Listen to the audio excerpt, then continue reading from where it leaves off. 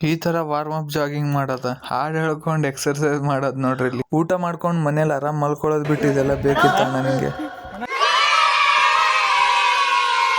ನಮಸ್ಕಾರ ಎಲ್ರಿಗೂ, ಮತ್ತೊಂದು ಹೊಸ ವಿಡಿಯೋಗೆ ಸ್ವಾಗತ ಅಂತ ಹೇಳ್ತಾ ರಾತ್ರಿ 9 ಗಂಟೆಗೆ ಊಟ ಮಾಡ್ಕೊಂಡು ನಾವು ಹೋಗಿದ್ದೆ ಬ್ಯಾಡ್ಮಿಂಟನ್ ಆಡಕ್ಕೆ.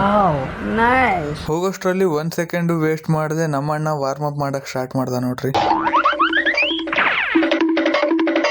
ಜಾಗಿಂಗ್ ಮುಗಿಸ್ಕೊಂಡು ಸ್ವಲ್ಪ ಸ್ಟ್ರೆಚಿಂಗ್ ಎಕ್ಸರ್ಸೈಸ್ ಹೇಳ್ತಾ ನೋಡ್ರಿ ನಮ್ಮಣ್ಣ.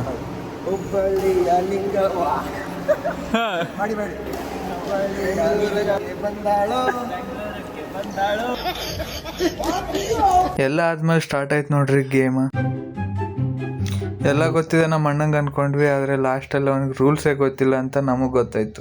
ಈ ತರದೆಲ್ಲ ಇದಾರೆ ಜನ. ಆಮೇಲೆ ನಾನು ಬ್ಯಾಡ್ಮಿಂಟನ್ ಆಡಕ್ ಸ್ಟಾರ್ಟ್ ಮಾಡಿದೆ. ನನ್ಗಿರೋ ಎಲ್ಲ ಸೀಟ್ ಎಲ್ಲ ಕಾಕ್ ಮೇಲೆ ತೀರಿಸ್ಕೊತಿದ್ದೆ. ಭಾಳ ದಿನ ಆದ್ಮೇಲೆ ನಾನು ಬ್ಯಾಡ್ಮಿಂಟನ್ ಆಡ್ತಿದ್ದೆ, ಅದಕ್ಕೋಸ್ಕರ ಹಾಫ್ ಆನ್ ಅವರ್ ಆಡಿದ್ಮೇಲೆ ಸಾಕಾಗೋಯ್ತು.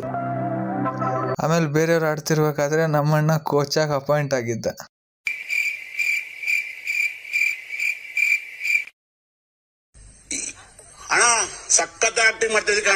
ಅವ್ರದ್ದು ಮ್ಯಾಚ್ ಮುಗಿದ್ಮೇಲೆ ಮತ್ತೆ ಸೆಕೆಂಡ್ ಟೈಮ್ ಆಟ ಆಡಿ ಹಿಂಗ ಅನ್ನೋದ ಬಂದ್ಬಿಟ್ಟು.